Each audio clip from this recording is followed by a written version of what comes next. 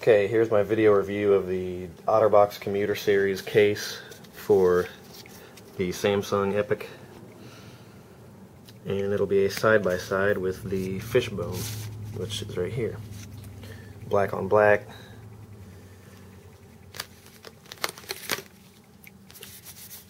That part's pretty much the same between the two, but this is the problem with the Fishbone. It's just so flimsy. These clips, there's just no strength here. The front bezel is actually not bad. I kind of liked it. It's rather beefy. It was very difficult to get off of the phone, which I take as a good sign.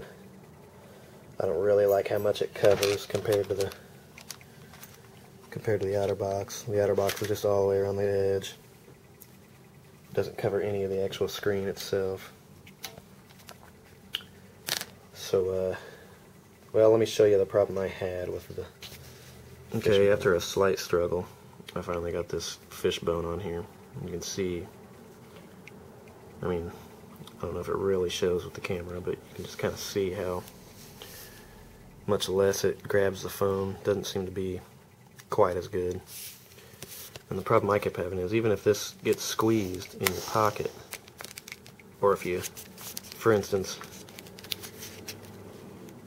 if the keyboard slides over, it'll knock these tabs off. Like that. I mean, sliding the keyboard shut will actually slide those tabs off. And this right there, that's exactly what kept happening to me. Is I'd pull it out of my pocket, and it would have these two tabs hanging off.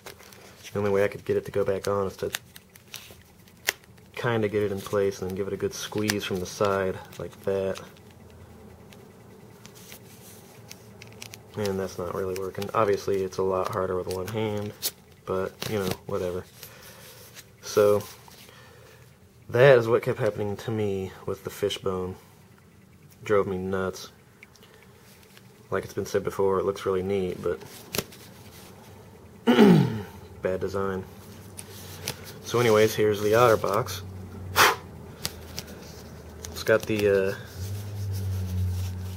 come on, focus. It's got the same rubber part between, that's really no difference, but then, as has also been mentioned with the Saidio, or however you pronounce it, the rubber actually goes outside the clips on this thing.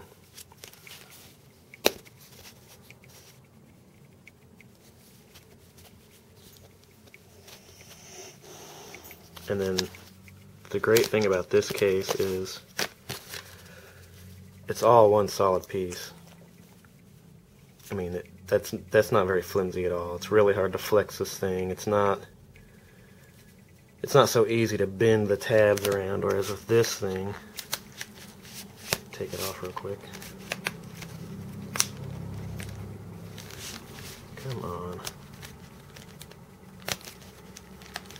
Bitch about how the thing comes off so easily and then I can't even get it off. Ha! Taking my battery cover with, that's why. Anyways, whereas this thing, it's just so, I mean, look at those tabs, the way they just bend. It does not take much. It almost looks like they're kind of flayed out, and it's not really flat anyway. I don't know. Anyway, so that's what I found. Now, of course, this whole thing, the back side of it, is just, you know, it's not very grippy, so if that's important to you, this probably is not going to be for you. Didn't really matter to me. The original phone itself wasn't grippy, rubber-backed, so I don't really... I mean, it kind of is, but not really. Nothing like these. Nothing like the exposed rubber part of this thing, for instance. So, didn't matter to me. Maybe it'll matter to you. Something to consider. Slippery plastic outer shell. So, anyways, this is something else I wanted to show. I figured rather than, since I don't have two Epics to show side by side the bulk that it adds, just leave the front bezel on and you can kind of see overall what kind of bulk this thing adds. It's not much. It certainly wasn't a deal breaker for me. So those scratches that you see right there, right there and there are definitely from this case. I don't think it's a big deal. Doesn't bother me none. It's not going to hurt the phone any as far as I'm concerned, but